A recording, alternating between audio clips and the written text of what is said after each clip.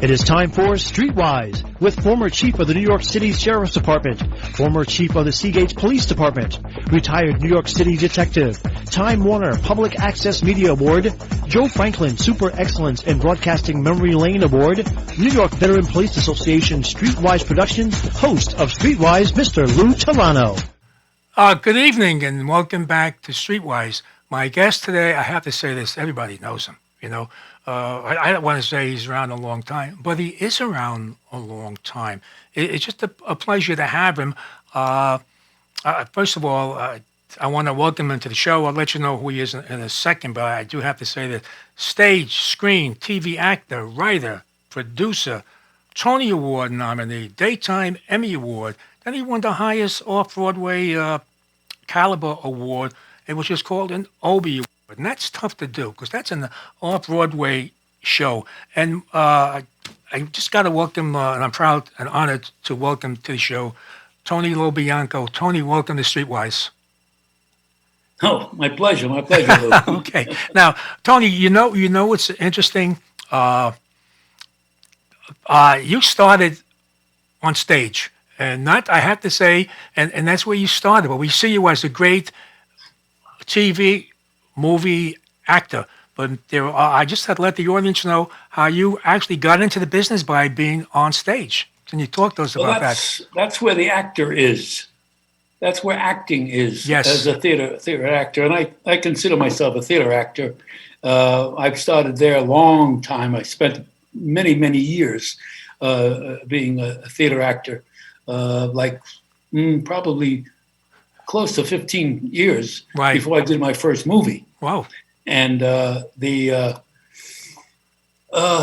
where the most difficult area is, being a stage actor, because there's nobody to say cut and do it again. You know, you maintain the whole show while you're there, and in fact, you know, and I do a one-man show. Correct. Now on Mayor Fiorello LaGuardia, which is about an hour and a half alone on stage. And that takes a bit, to say the least. Takes a bit of being able to keep an audience's attention alive and entertaining, and not only entertaining, but partaking of information to an audience. So that's where the theater, an actor lives the best, and you can recognize an actor from how much theater he does, and then translate it into my first motion picture, which was The Honeymoon Killers, which is a true story about Martha Beck and Raymond Fernandez. Two killers. And that became a cult classic, and I really recommend that movie. Yeah. It was my first film, and it's become a cult classic now. And my second film was French Connection, which of course everybody knows. It's won 5 Academy Awards. Right. Gene Hackman, the great Gene Hackman, and my buddy Roy Scheider, and of course Sonny Grasso, the detective, and Eddie Egan. Those two guys. It was their story for busting that case. Again, a true story. Yeah. And then 7 Ups right after that. Right. But the you know, you talk about the theater, Lou. When I was in acting school. And when I was just a kid, I was just turning 18, and after high school, and I went to an acting school.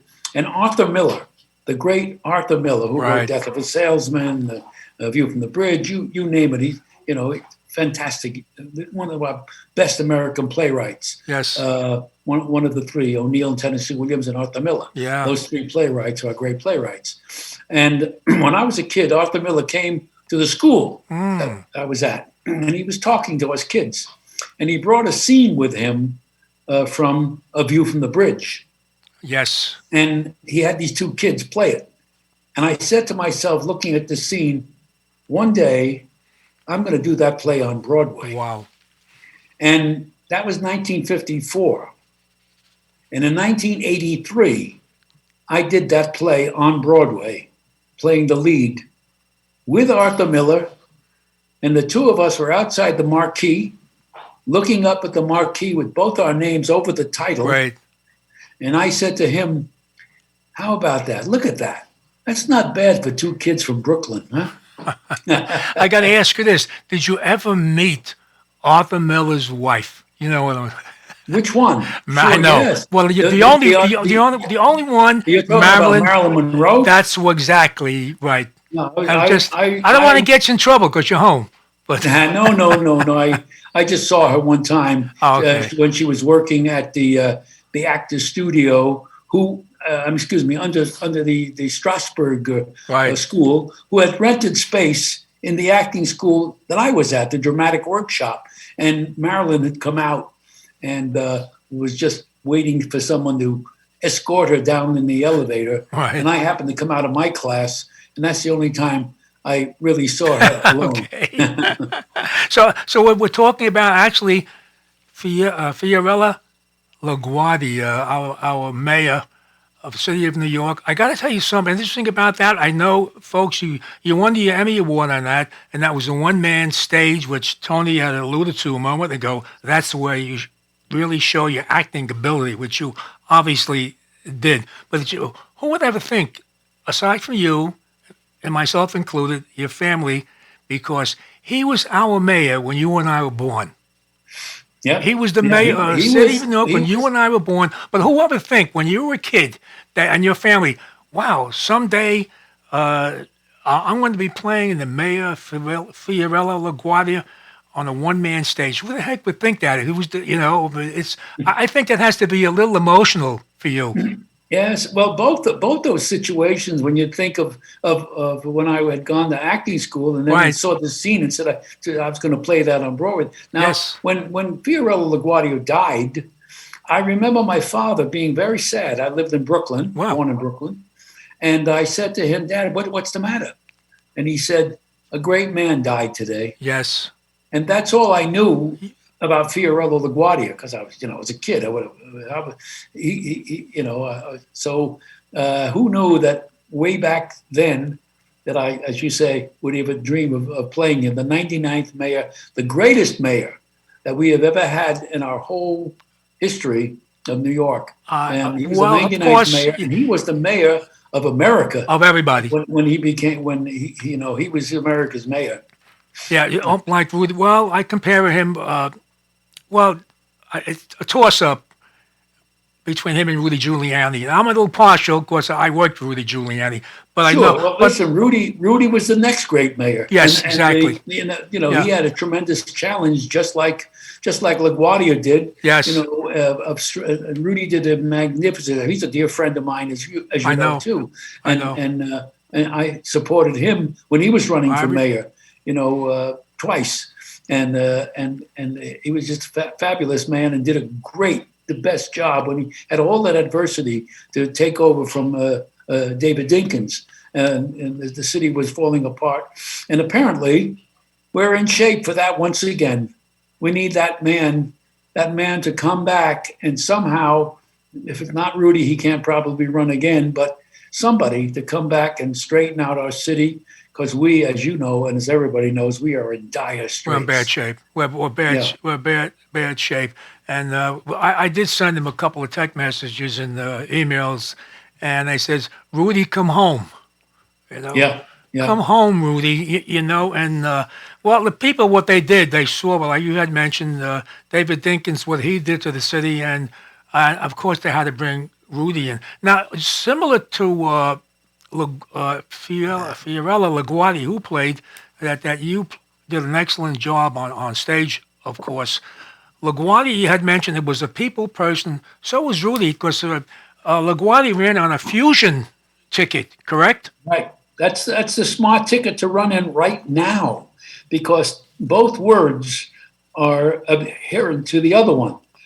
Conservative or liberal. Right. They're both such odds. You cannot win with those two names. New York has done a pretty good job of winning on the liberal side, but as far as of cohesiveness and bringing people together, it's got to be a fusion candidate. I know. It's got to be someone who takes the best of both worlds, puts them together, and runs the city with logic and understanding and the excellence of learning from history. we seem to have forgotten history. We don't teach it anymore. Yeah. And we destroy history, as you see, Correct. when we don't understand it. And as you see what they've been doing to our statues and everything that deals with history, they want to destroy because they've never been taught history. And they don't want to learn from it. And if you keep destroying history, you're going to repeat it again. You're going to repeat all the terrible things if you take history away. Good, bad, indifferent. Doesn't matter. It's history. It's done. So you got to learn from it. That's the best teacher in the world, history. Right. Exactly. You know, you mentioned how your one man show. LaGuardia did something because there was no social media then, and not everybody even had a radio in those days. Definitely television was nobody would know, so you'd have to read the papers. Speaking of reading the papers, for me not to pronounce it, Fiorello LaGuardia used to read the comics on the newspapers to the kids on the radio. That's right. And you know, everything that Fiorello did was a lesson. Right. You see, he loved children, okay? Yes. And he would read the comics to the kids because there was a newspaper strike. Wow. And so when there was a strike, those kids, because he addressed the children, you see, and what he did was he read them Dick Tracy, you see, and in Dick Tracy's comics, there was a bad guy and a good guy. Great, because yes. The good guy was Dick Tracy, naturally, and he was, and he would read them, and at the end of the reading of the comics. The funnies and the comics, what he called them, the funnies. He would say, "So what does it all mean? What does it all mean, children? It means that dirty money never brings any luck. No, dirty money only brings sadness and sorrow and misery and disgrace. And now, to all my children, I say patience and fortitude." Wow, I tell you, you're bringing back memories, and you just touched on some. I wanted to be, as a result of that, I wanted to be Dick Tracy. Yeah. You know, and I was fortunate enough to get close to it by being the detective in the city. So imagine that, and it's just so mind-boggling. But you talked about that kids don't want to learn, or they can't learn. They're lost about history. They have no knowledge of history.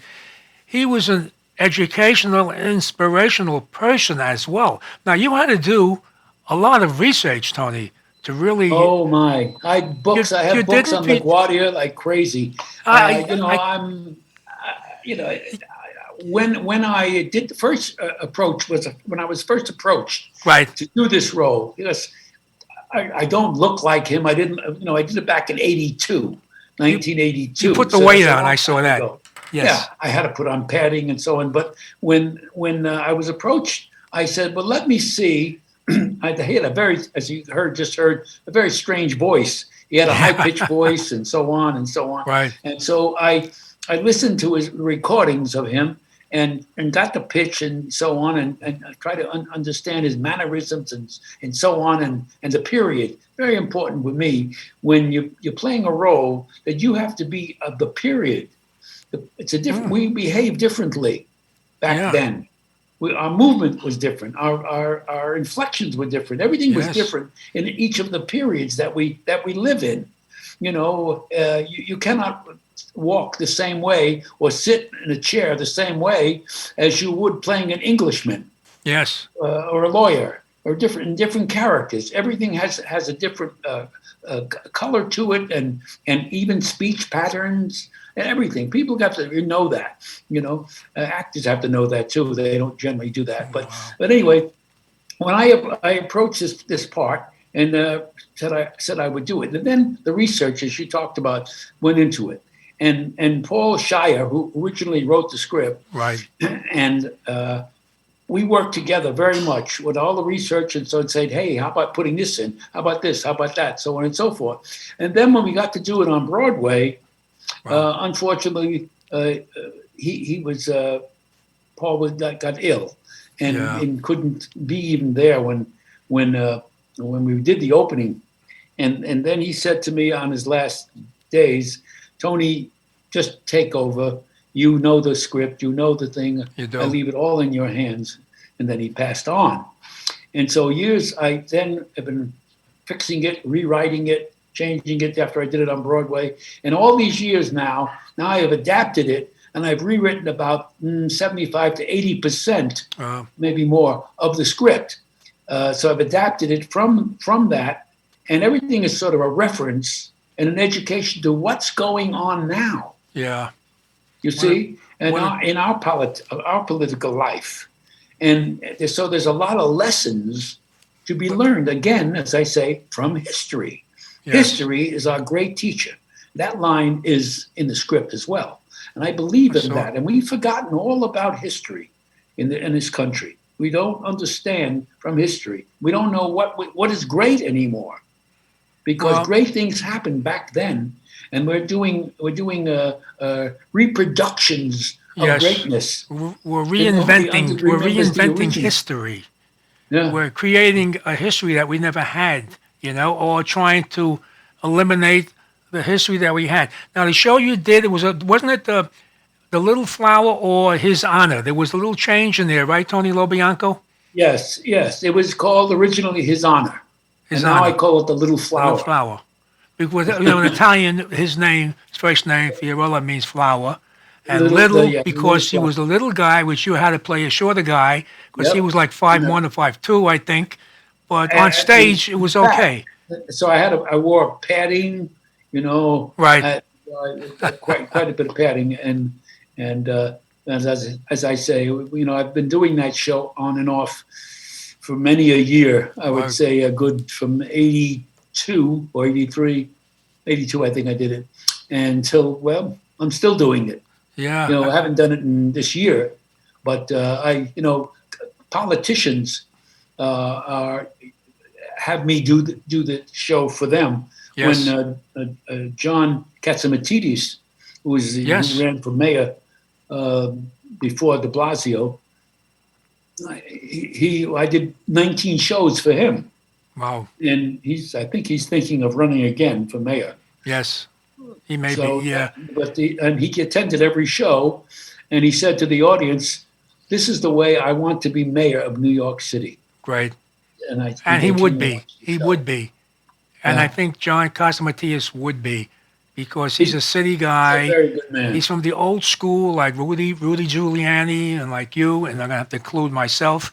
And we really know what the city should have. So you had to fit in not only the character, like you mentioned, you had to walk the walk and talk the talk of the 40s, and maybe even the 30s and 40s, talking about Tammany Hall. And oh, God, yes, he had to go against, the Democrats and Tammany Hall ran the city forever with Jimmy Walker as mayor.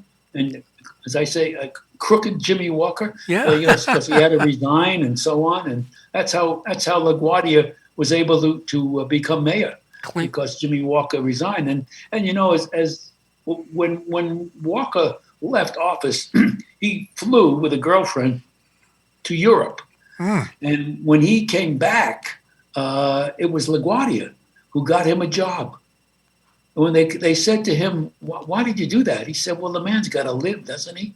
Wow. And so he got him a job, even though he was his opponent. He lost to him once, and then he had to leave office, to resign from office from doing crookedness and so on. But the same kind of thing that is going on and going to happen now in our election is that the Democrats, then at that time, they controlled the city for the longest of time. Absolutely.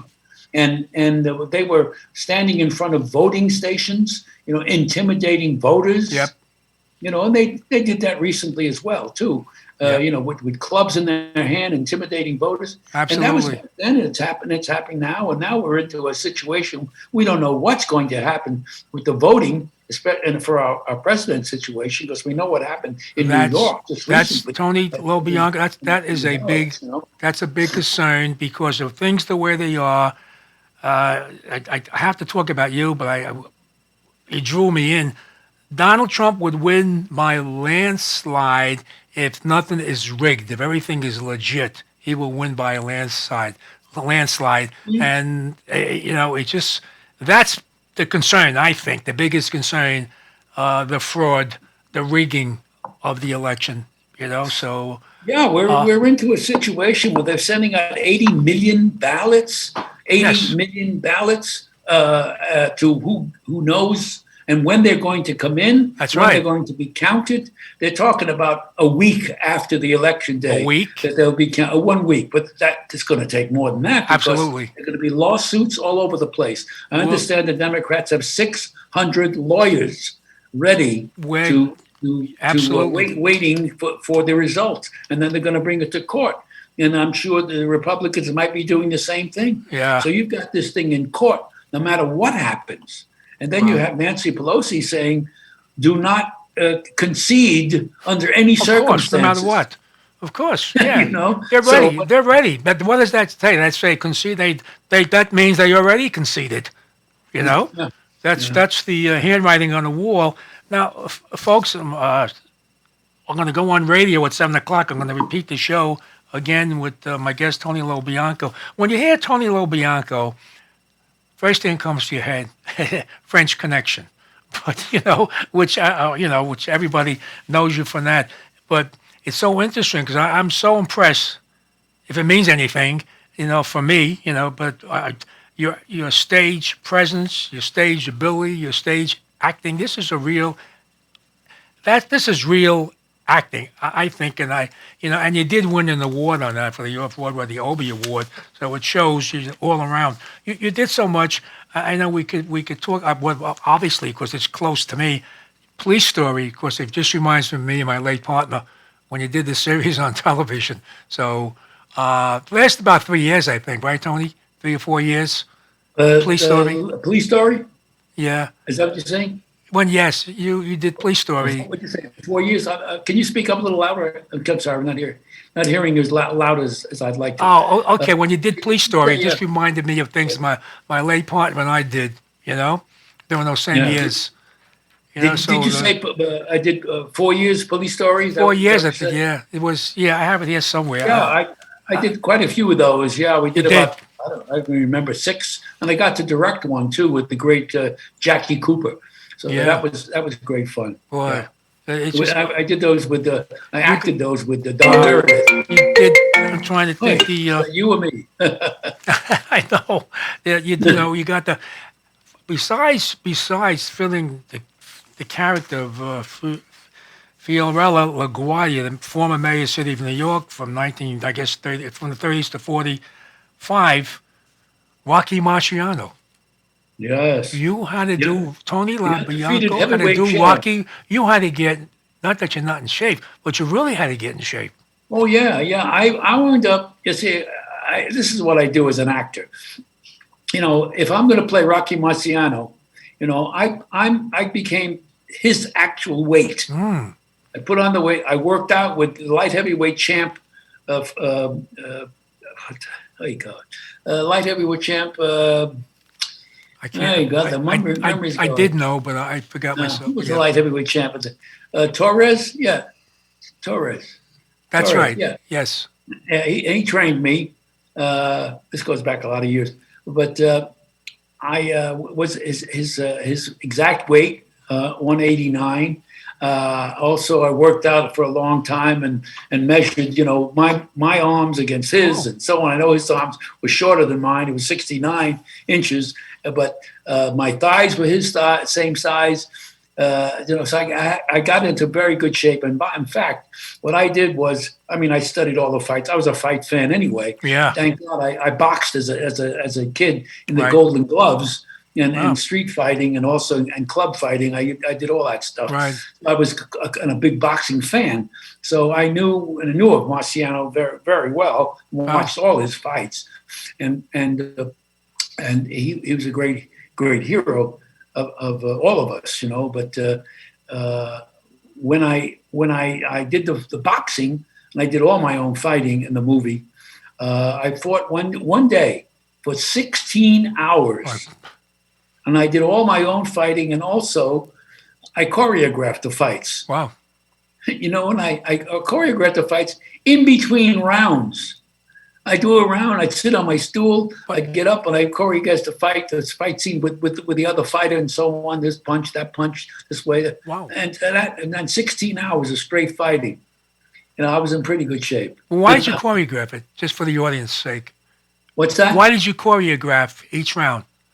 Well, because I watched the film. I used to have the footage. Yes. The footage by my bed before the nighttime when I go to sleep. I'd watch the fights. I'd write down this punch, that punch, or to the right, to the left, and so on and so forth. So when we got onto the ring, I duplicated the fight. Right. You know. It was just Speaking of Rocky Mountain, I when I was a detective in the city, I stopped by some club in New York, in Manhattan, only because the doorman or bouncer was Nino Valdez. Nino Valdez, 6'5.5", maybe, wow. maybe 260. Rocky Marciano, 5'9", like 189, like you said, knocked him down. You know, and I said to Nino, Nino, let me ask you something. You know, how did this little guy compare to you? Besides that's obviously you had to play a small heavyweight. There's no two ways about it. You know, so he said to me, you know, he punched me in my biceps and my arms. He said, I couldn't move. He said, I could not move. He had me. He said, he said, when he hit you, as small as he was compared to this guy who was 6'5", 250, 260, he says, when he hit you, you felt it. Did you have to do that yourself? Did you have to learn how to show how to do how his style of boxing. His style of boxing, you did. Yeah, that's what he would do. He would punch whatever he could hit. It didn't matter. He hit you in the arms, it would break your blood vessels. Yeah. And below your arms. He just punched you because he hit like a mule. Yeah. He was as powerful as you could believe it. And he was dogged. And he did not back up. He was someone who just kept coming and hitting you and bashing you, knocking your arms down and hitting your, you know, when he fought Archie Moore. Oh, tough. I mean, he knocked him down. I don't know how many times, 5, 6 times, maybe, I forget. But I remember, I mean, he beat the hell out of Archie Moore. Right. And in the fight, he went over to Archie Moore as he was sitting on his stool after the fight was over and Marciano won, of course. He kneeled down to Archie Moore and he said, how are you, okay? And Archie Moore said, good. That was good. He said, we should do that again. And you know, I asked his brother, I asked Marciano's brother what he said to him. That's what I know it was said. And Marciano's brother, Pete, told me that, and that's why Rocky, when he said that, and if you ever see the film of him doing that, Marciano himself, he sort of kneels, sort of gets like loses his balance on Moore saying, "Hey, let's do this again," and Rocky sort of like says, "What?" You know? Wow. And you know, and for your Moore was a great showman and a real mongoose and a real. One of the great. Archie Moore was one of the top, I would say, really up there and tough fighters. You know, Archie Moore, he fought them all, middleweight, light, heavyweights. Archie Moore so Rocky Marciano be the tough guy. You know, he really, he was just amazing. So what the point I'm bringing out, folks, is that Tony Lo Bianco, you see him as a cop, you see him as a gangster. You know, but we're talking about Tony Lo Bianco's, which I think we should appreciate Tony Lo Bianco's acting ability, and we're talking about it now. Now, I love the stuff from the 40s, the things that happened. Today, they got social media. They got a show on called 90 Days. People talk to each other, go each other 90 days, or they got all these singles. They got all these single shows. People meet lovers, the lonely people. But in the 40s, they had the Lonely Heart Club that was in the newspapers, that people should go on there if they were lonely and they hook up. There was a couple that you played, this guy from the 40s who was a killer, him and his girlfriend. They went around killing elderly women that he hooked up with, and you played an excellent role. Yeah, that's the Honeymoon Killers. The Honeymoon Killers, yes. That was my first film, yeah. That was your first film, I thought so. And you It's played. a wonderful film. It really is. I say wonderful. When you describe it as this two couple go around and kill people. They were. But what's wonderful about the movie, from a movie standpoint, is that in today's movies, you see blood shooting all over the place, and you see people blown against wall. We don't have to do any of that. I know we that. state a story of these two people that are they're doing a job. Yeah. And his job is to romance these women. Right. And if they get money from them, and if they cause him a problem, he kills them. Yeah. But the idea behind that is so chilling, yes, and so frightening it's done as a business, and that's what makes it frightening. You know, that they're just sort of these kind of people that go along, and she loves him. You know, she's one of his victims, but he doesn't, and she falls in love with him. Yes. And then he sort of tries to scare her off by telling him what he does, telling her what he does. She doesn't care. She loves him anyway. She joins him. She poses as his sister on these cases with these other women. Yeah. So it's a true kind of a love story between these two people who are doing it. That's what's so chilling about it, and so, scary. And you don't have to just show the circumstances. Yes, I know that. Show the people and watch what they do. And you have the knowledge. And when I say you, the audience has the knowledge of what they're doing and who they are. And they will add all the drama to it. You see? Now, I think you did this, 1970? Is that right? Was it about 1970? 1969, I think. 69 is when you did the. But how did you feel playing, your first movie? How did you feel playing a psychotic killer, Well, it's, I don't think he knows he's psychotic, and I don't think I play him as a psychotic. Okay. I play him as a person. What he does is psychotic. Right. However, the most alarming thing about it is he's normal. That's what's scary. That's what's scary about these killers, these crazy killers. When you go, you look at these killers that go on. They seem like, who's that very good-looking killer? I forget, but he's a very normal fellow, and he lures all these women into his life, but he does what he does. Yeah. And so you, as a psychiatrist, are watching this guy work, and you say, look at that. Look at this. And this is what's fascinating about, to me, acting and so on, to lure you in. Yes. And you become smart. But, You become smart from what I've done, and I'm showing you clues. Yeah. Into insight into a human being. And you make up the mind what you want to do and what you think. Amazing. That was so... the Honeymoon Killers, of course, that was the couple that got together, hooked up, and this was during the 40s, and they didn't need social media to meet people and do all this crazy stuff that they did that. Now, you also played a close to home. Folks, you got to know all these different, we look at Tony French Connection, we look at him mafioso, we look at him as a cop, detective. He played Marco Polo. I didn't play him. I didn't play that. I was in Marco Polo. Oh, you were in Marco Polo. Burt Lancaster. Yes, Burt Lancaster. Yeah, but you were in Marco. But I was one of. What I meant was you had to fit that. You had to fit that era. You had to fit that biblical time. I mean, the biblical time was when you played in Jesus of Nazareth. There's a beautiful movie. That was with Zeffirelli, Franco Zeffirelli, one of the greatest directors in the world, I think. And God bless him. He just passed away a couple of years ago, I believe. And there's an artist, a creative, but fantastic artist, Franco Zeffirelli. Everything was as perfect as you can make perfect. Yeah. I mean, I'm talking about, because he did everything.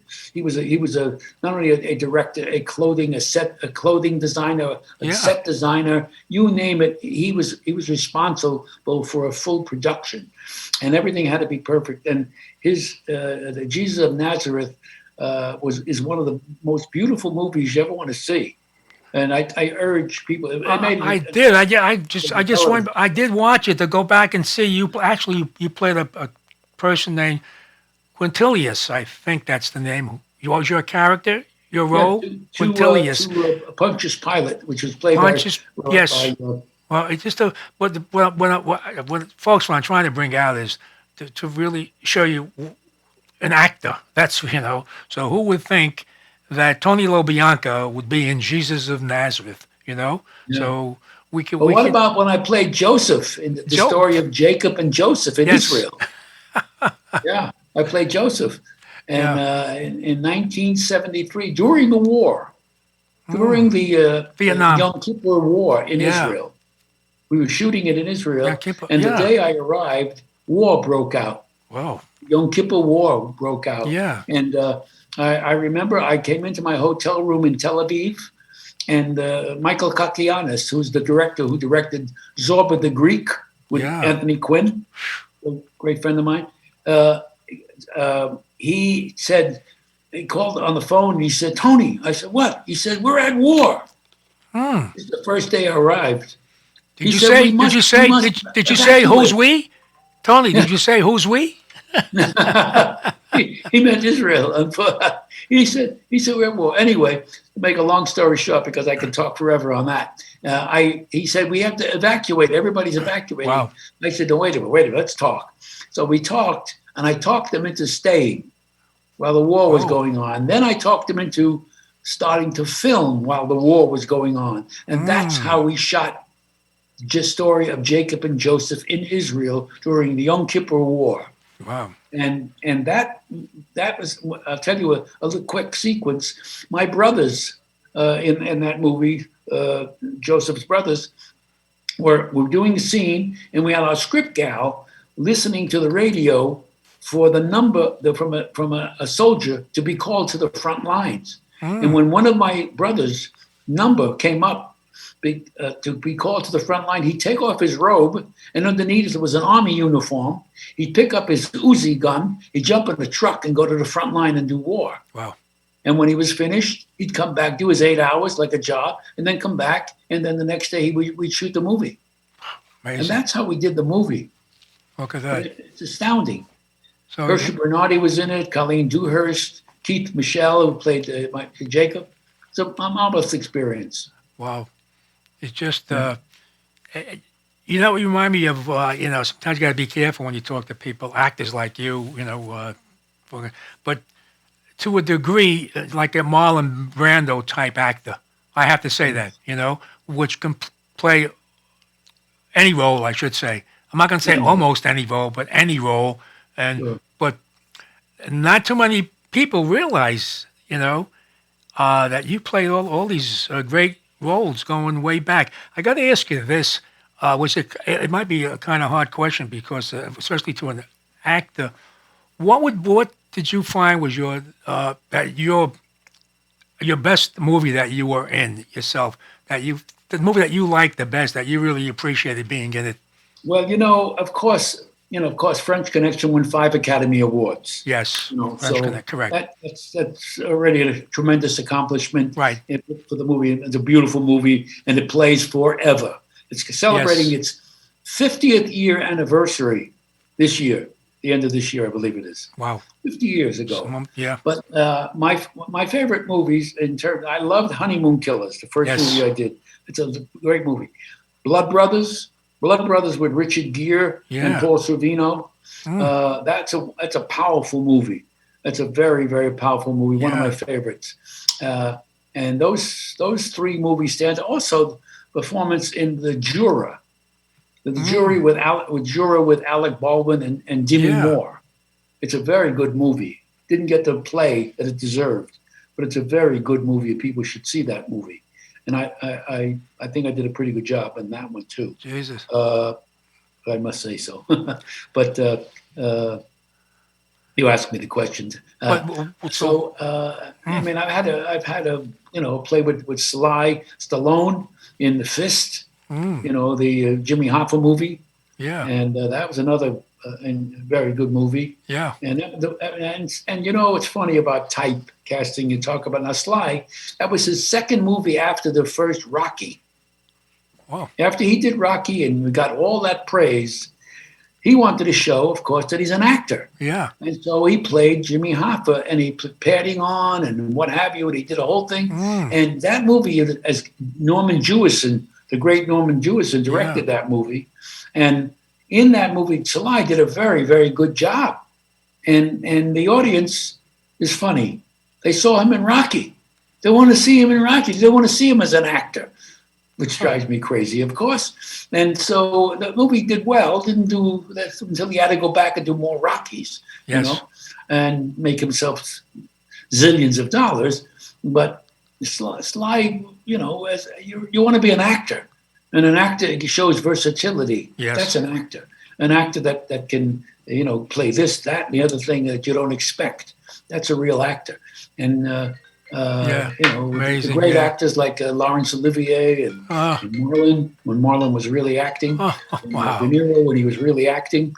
When I say really acting, I mean they stopped doing those things at a particular period. As De Niro has stopped doing that. He's done those comedies that I'm sure he's not too proud of, but they made him. I'm sure he's made money. Yeah. But as far as the actor and the quality of an actor, you want to do those things. You want to play things that people don't expect and revel in what you do that is not necessarily you. Wow. But, what you can show. Wow. Now even that, I've the two favorite things that I've done. In all the movies that I've done 101, I think, movies, something like that. But I did two videos. One about congratulating and a tribute to our military. Yeah. It's a 5-minute video, and I'm extremely proud of that. I want to get into that, and since you mentioned it. I'm going to touch on that. Tony Lo Bianco, my guest. In 1987, the late Larry Vancourt, who was a award-winning columnist, wrote a great poem which Tony Lo Bianco narrated it, of course, and really brought it to light and made it extremely popular. Just a common soldier, and the soldier died today. But I do have to mention to the audience is that you do, Tony Lo Bianco, you do some great work, and you're a great humanitarian because you work with the wounded. You work with the wounded warriors, and the reason why I'm saying that because it really connects.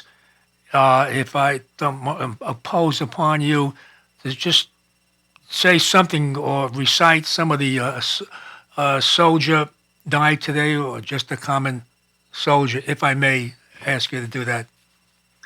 Absolutely. I also urge the audience to view it on YouTube. You can go to justacommonsoldier.com. Yeah.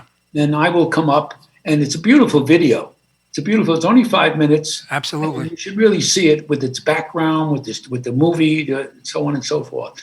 But I will do it for you if you wish. I'd love to. I'd love to have you do it for me. Remember that I haven't done it live for a while. Okay. But I do. I will do it for you. Oh, great. This was written by A. Lawrence Vanecourt. He was getting old and paunchy, and his hair was falling fast.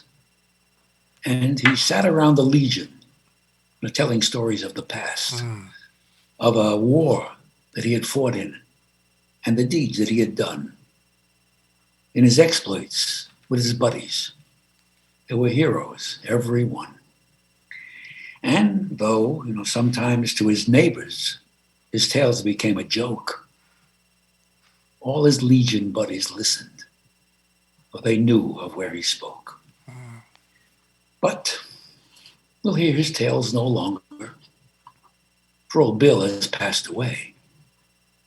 And the world's a little poor, for a soldier died today. He will not be mourned by many, just his children and his wife. Well, he lived an ordinary and sort of uneventful life. He held a job and raised a family just quietly, going his own way. And the world won't note his passing, though a soldier died today. Wow. When politicians leave this earth, their bodies lie in state, while thousands note their passing and proclaim that they were great. Papers tell their whole life story from the time that they were young. But the passing of a soldier goes unnoticed and unsung. Is the greatest contribution to the welfare of our land a guy who breaks his promise and cons his fellow man?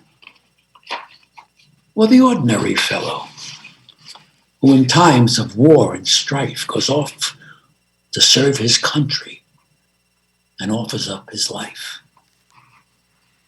A politician's stipend and the style in which he lives is sometimes disproportionate to the service that he gives. While the ordinary soldier was offered up his all, is paid off with a medal and perhaps a pension, small. It's so easy to forget them, for it was so long ago that the old bills of our country went to battle. But we know it was not the politicians, their compromise and ploys, who won for us the freedom that our country now enjoys. I mean, should you find yourself in danger with your enemies at hand, would you want a politician with his ever-shifting stand? Or would you prefer a soldier who has sworn to defend his home, his kin, and country, and would fight until the end? Yes, he was just a common soldier. And his ranks were growing thin. But his presence should remind us we may need his like again. For when countries are in danger and in conflict, then we find the soldier's part is to clean up all the troubles that the politicians start.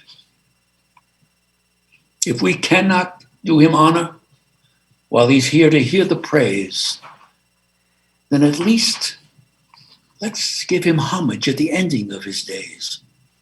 Perhaps just a simple headline in a paper that would say, "Our country is in danger and in mourning, for a soldier died today." Wow. Tony Lo Bianco, I was very emotional. You know, thank you. And God bless you for that. It's the timing. The timing is always appropriate for that, and somehow it's, for whatever reason, it's more appropriate now. The way our country is going, we could also. Yeah, I'm losing you a little bit, Lou. Yeah, again, I'm saying it's just what you very emotional what you just recited, that soldier died today, but it could connect with law enforcement too as well, which you know. Oh yes, I listen. I praise our police because I know I have been with our police force in New York City, traveled with them, been on cases with them in my research. Yep. For years on end. And I can tell you, the first day I went out with them, I saw a drug addict with a needle in his arm on a steps that was saved by Sonny Grasso, just pulling the needle out of his arm because we were on our way to a murder upstairs in Harlem in this abandoned building. Yes. So we saw a dead body dead body who was covered, who was being saved being watched by a policeman, a black policeman who lost his brother as a policeman in a week earlier. Over drugs. Yeah. And then from that, this is all on one day, we went and saw a woman body shot in the back in an alleyway. And as we're looking at that body, up the street, somebody commits suicide jumping off a roof and killing himself. And then, and the next day, we got a call of a young woman being, a 14-year-old being abducted from Boston and brought to New York. And she was, unfortunate, a little handicapped mentally. Yeah. And she was being raped in Harlem. And we were on that case as well. It's a long story, but I won't tell you. I won't go into that. We finally got the perpetrator on that. And I also was with them when busting into a drug den. Wow. And throwing. So I've seen everything. So I know what they've been through. I've been through autopsies. I've been because I'm a thorough researcher, and that means that I know what the police go through, and to find them disgraced now with the way they're being treated is so offensive, and the idea of defunding the police when we're in a situation right now where we have to multiply the police to save our country, to save our city, in all those cities that are going on. And if someone would just please understand, they are all run by mayors and governors who are Democrats. Absolutely. Okay? There must be something to that. That's the common denominator of all these riots and violence. They're all run by Democrats. Opportunity now. And if somebody would look up Black Lives Matter, look it up. Go to your computer and find out what they are. They're not making anything up. They're out there telling you they're a Marxist organization. You know, Tony, and where their money goes to. The money goes from people like George Soros, which we know, and there's so many backers. Antifa and Black Lives Matter, the Black Lives Matter that we see are actually terrorist groups. The terrorist group wants to overthrow the country. The feds we have to lock them up as terrorists because they're attempting to overthrow the government of the United States of America, and we got to stick them all in Gitmo like they are. We got to put them in Guantanamo Bay, Cuba, because that's the type of people they are. Yeah, and they're enemies of the country. Now, you know what American Airlines is doing? American Airlines, okay? They're allowing their stewardess to wear Black Lives Matter pins. Yep. Can you imagine that? They won't allow you to wear the American flag. They won't allow you. This cannot be. Goodyear did the same thing, Tony. Goodyear has done the same thing. Goodyear won't let their employees wear MAGA hats, but they can wear Black Lives Matter shirts. Of course. Yeah. Right. Look. You can't wear an American flag going to school if you're a kid. What are you talking about? They think that is I know. Tony, we got just 2 more minutes left. We gotta make America great again, and that's such a great. He was so right on target, Donald Trump, when he said that. You have time for me to do this? The blues? No. Or you have only 2 more minutes left? I'm sorry. You have only 2 more minutes left? We got yes. I want to just. I won't have time to read this, but I urge your viewers to go to Tony Lo Bianco, The Blues. The Blues. Okay? I wrote that down. I'm going to mention that. Yes. Something I wrote and performed on YouTube. Go see it. It is called Tony Lo Bianco, The Blues. The Blues. You can see it on the YouTube. And it's my tribute to the police. To the men in blue. You know, we had a sign up in our squad room. It's just a little emotional. Is that we're all blue and we all bleed red. That's what's in my blues. I saw that. You have that in there, and that was in our squad room for years. That's And right. when I was fortunate enough to get the Medal of Honor by John Lindsay at City Hall, I'm standing there with a black police officer that we made a raid. Yes, we made a raid, folks, a no-knock raid, which somehow people are getting in trouble for. And he was shot. The black police officer was shot. We're both standing on the steps. I have to send you that. To make a long story short, which is not a great story, Warren Forward was his name, was a black and white team, me, my partner, him and his partner. He was shot by a black on a drug raid. He dies 9 months later of blood poisoning from that. And, Tony Lo Bianco, thank you for being on Streetwise. And the blues, I will play it next week on my radio show. Thank you. I appreciate that. God bless you. Great talking to you. I hope to bump into you soon, Tony Lo Bianco. God bless you. God bless your viewers, and God bless America. And we must vote. We must vote and elect this man again as our president of the United States. If you don't like his personality, that's not important at this point. Not important. You got to like America, because the opposition is going to change this country where as you can see, I mean, they're advertising what they're going to do and who's on his team. Right. There's no mysteries here, folks. Yep. Make America great again is so true. Tony Lo Bianco, thank you again, and God bless you and the family. Thank you, babe. Thank you, Lou. God bless everybody. Thank you. This is